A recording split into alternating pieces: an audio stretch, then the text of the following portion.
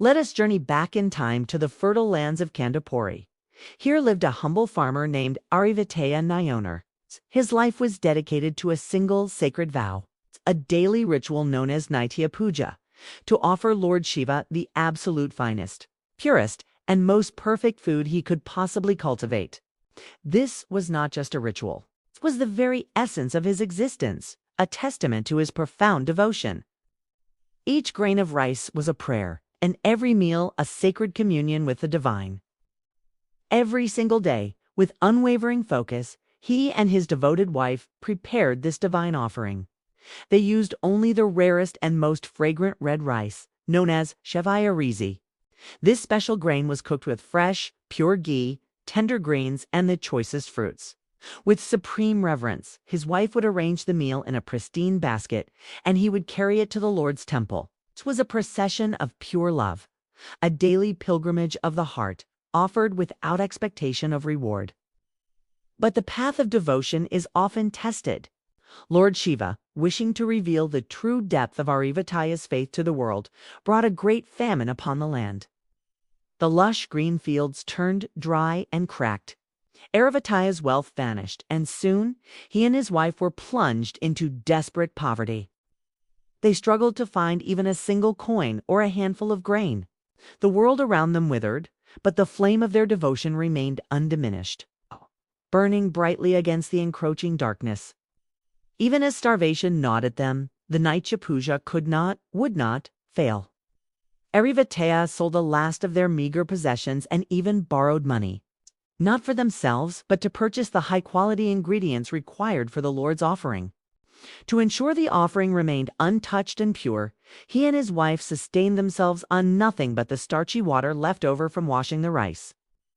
This simple, cloudy water was their only nourishment, a silent testament to their sacrifice, where service to God was placed far above their own survival. Finally, the day came. The offering was prepared, a perfect meal born from utter destitution.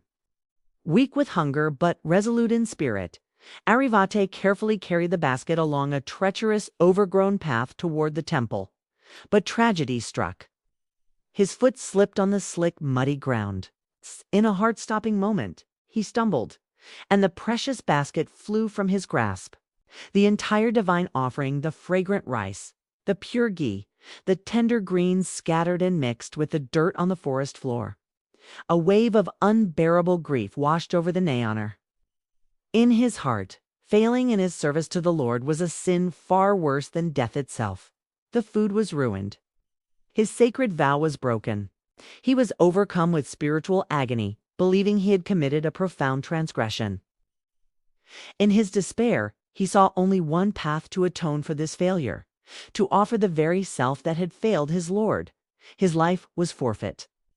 Blinded by sorrow, Arivattaya drew his Arival, the sickle-like knife that was his farmer's tool. Believing his life was the only fitting penance, he raised the sharp blade to his own throat to end his suffering. But just as the cold steel touched his skin, a divine, luminous hand descended from the heavens and gently grasped his wrist, stopping the fatal act. It was the hand of Lord Shiva himself. The Lord's voice thundered through the forest, not in anger, but with profound compassion. Shiva appeared before them in all his divine splendor. He was not displeased by the spilled food, but deeply moved by the unwavering purity of the Nayanar's heart. He had witnessed a devotion so absolute that Arivattaya was willing to pay the ultimate price for what he perceived as a failure in service. In that moment of divine grace, Lord Shiva welcomed Arivattaya Nayanar and his equally devoted wife to Kailash, his celestial abode. Their story teaches us a timeless lesson. The true measure of our service is not in the material perfection of the offering, but in the boundless love and sincerity behind the act. It is the heart's intention, not the world's outcome, that reaches the divine. Thank you for watching. This story touched your heart. Please like, share, and subscribe for more tales of divine devotion.